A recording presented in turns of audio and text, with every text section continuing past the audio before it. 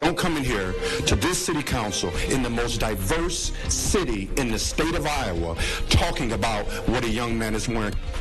Tonight here at 10 o'clock, yes, a very heated city council debate tonight, including the Fair Chance Initiative, but the city council has passed Ban the Box in Waterloo. Plus, a flooded fall. One part of the Hawkeye State is struggling with what to do after a highway continues to overflow with water. And the Iowa harvest also being impacted by recent heavy rainfall. An update tonight on the Iowa crop progress. That's coming up. Live from News 7 KWWL, we've got you covered. This is KWWL News at 10. And good evening, everyone. I'm Ron Steele. And I'm Abby Turpin. Thank you for joining us. In our top story tonight, the box is banned. That's right, Abby. In fact, the Waterloo City Council tonight adopted the ordinance to stop employers from asking job applicants about their arrest or criminal records during the initial hiring process. Reporter Vinnie Lowry was at the Waterloo City Council meeting tonight. Vinnie joins us live from near downtown Waterloo right now. Vinnie. Ron and Abby, the discussion tonight was very positive. People for and against banning the box heard each other out for this decision. I talked with many for and against people that were for banning the box. Some were saying it's more about not who you are, but it's more about the city of Waterloo, while others are saying we should just wait until a state law is made on this decision. Many voices in City Council tonight stating how banning the box could affect the future of Waterloo. The public taking a split stand on if the box should be banned. All of us can grow and improve regardless of our background and regardless of our circumstance. Just saying, just be careful where you're taking this and get it done at the state level, because that's what needs to be done. The topic got heated at one point. One of the statements said by a general member of the public deemed offensive by Mayor Hart. Going down the street with a hoodie on, he's in disguise. What do you think about that? I think, there's a reason he's in disguise. He doesn't want to be recognized because he's up to no good. That's what I think. Don't come in here to this city council in the most diverse city in the state of Iowa talking about what a young man is wearing, because you're talking about my son. And yes, I take offense to that. Nearly all of council gave their opinion of the ordinance. The recurring topic discussed was on if this is a violation of state law. We can't just violate a state code and get away with that. And I don't think that's in our best interest as a city. We're not violating any law because there is no law. The ordinance, in the end, banned the box. Abraham Funch is the Waterloo Human Rights Executive Director, who is one of the main cogs in this movement, says there's work to be done. We still got a lot of work to do. This was great tonight, but now we're preparing for the work session coming up. Although the ordinance passed tonight, there is a list of amendments already ready to be discussed this coming Monday. And although, the banning the box was passed, there will be discussion amongst council members that the topic of banning the box will not be over for a short while. Reporting in Waterloo, Vinnie Lowry, News 7, KWWL. All right, Vinnie, thank you. Now, the final vote for the ordinance received 4 yeses and 2 noes. Now, one no vote, Councilman Steve Schmidt, not in attendance tonight, but Mayor Hart said he did receive an email from Schmidt indicating once again he would not have been in support of the new ordinance here tonight. In fact, I have Steve Schmidt on the Steele Report yesterday. It's online right now on KWWL.com as he gives his perspective on Ban the Box. And we also have an update for you tonight. Waterloo Police Chief Dan Trelka retires as chief on November 30th. But Chief Dan Trelka, also the lone Republican on the Blackhawk County Board of Supervisors, says he will make a major announcement on his political future in just a few hours. In fact, Trelka told me earlier tonight he will run for an elected office locally and will make that announcement on his Facebook page shortly. And of course, there is widespread speculation that Trelka will announce he is going to run for Blackhawk County Sheriff. That, if it happens, would pit him against the current 3-term sheriff, Tony Thompson. That would set up a major election battle locally. We'll post the story on KWWL.com as soon as we get the official confirmation.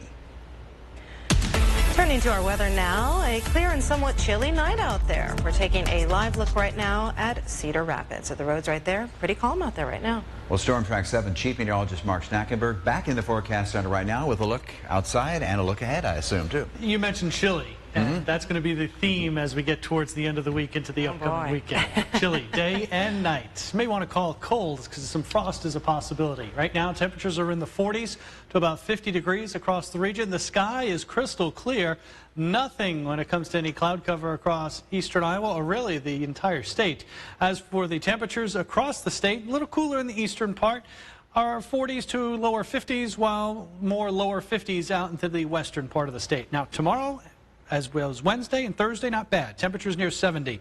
There's your chilly weather with high temperatures in the 40s. Overnight lows will get down into the 30s a couple of mornings. And there is some rain in the forecast as we transition from warmer to colder. We'll time things out in your Storm Track 7 forecast. Well, it has been a busy day on Capitol Hill as President Trump speaks out about the impeachment inquiry and also pulling troops from the Syrian border. And all of this after the formal signing today of the U.S.-Japan trade and digital trade agreements. Now, President Trump is calling the deal a victory for American farmers. The White House says Japan will cut tariffs on more than $7 billion worth of U.S. ag exports as part of that agreement. Lieutenant Governor Adam Gregg was actually in Washington, D.C. today for that signing. And the president also defending that decision to pull U.S. forces out of northern Syria. He says it's time to bring U.S. forces home as he criticized what he called endless wars with no end goal for America. For years, as you know, U.S. troops have fought in Syria against ISIS with an ally, the Kurds. We've been in Syria for many years. You know, Syria was supposed to be a short-term hit. Just a very short-term hit, and we were supposed to be in and out. And of course, Turkey borders Syria, and the president of Turkey have agreed to meet next month. They'll meet in Washington. House Democrats issued 2 new subpoenas today asking the Secretary of Defense and acting White House Budget Director for documents about the timing and the reasons President Trump withheld military aid to Ukraine. Now here's what the president had to say about the recent development. Well, first of all, the impeachment inquiry is a scam. The conversation that I had with the Ukrainian President Zelensky was a very good it was a very cordial, very good conversation. According to NBC, a second whistleblower is now cooperating with the intelligence community's Inspector General. Vice President Mike Pence will be coming to our state this week. On Wednesday, October 9th, the Vice President will be in the Des Moines area. He will visit Manning Agriculture, that facility which is located in Waukee, and we're told that he will deliver remarks as part of America's First Policies, the series including the up-and-coming trade agreement, the USMCA. Also, absentee ballots for Black Hawk County, the city, and school elections are now available.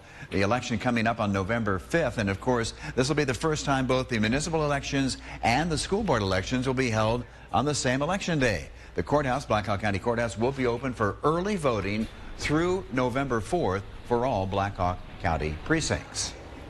Well, the grandson of Senator Chuck Grassley will take the gavel as Speaker of the Iowa House at the start of the 2020 legislative session.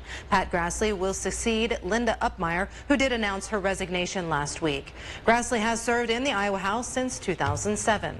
And Senator Chuck Grassley releasing the following statement regarding the vote for Representative Pat Grassley as Speaker-elect. And he says, "Barbara and I continue to be very proud of our grandson and have full confidence Pat will serve Iowans well as he takes on his new role as Speaker." New tonight for you live here at 10 o'clock. An Iowa State panel at the executive level has approved a payment of $315,000 to the parents of an Iowa State University student who died as a result of a suicide back in 2015, November of that year. A jury in August found the state of Iowa partially liable for the death of Dane Schussler. The family lawsuit alleges that the state failed to provide adequate mental health services. And that state panel also approves payments for lawsuits and legal settlements for the state of Iowa.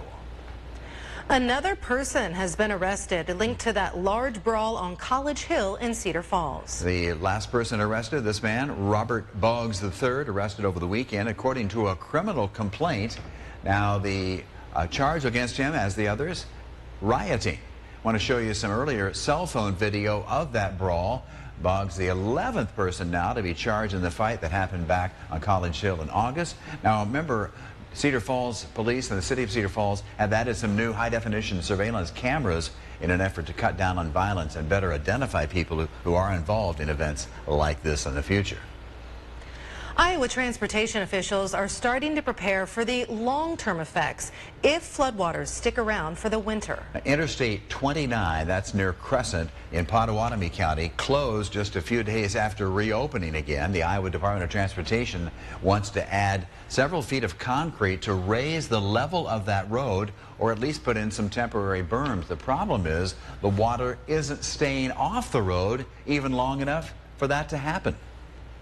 We're always going to have a low spot. However high you build, you can build it 100 feet higher and it'll flood at 101 feet, you know. So it's finding that sweet spot between how much money we want to invest and how much protection we're going to get. DOT says the time is ticking away right now to figure out a temporary fix. Even if water gets under the Interstate 29 and freezes the pavement, that could sustain an awful lot of damage to the interstate highway.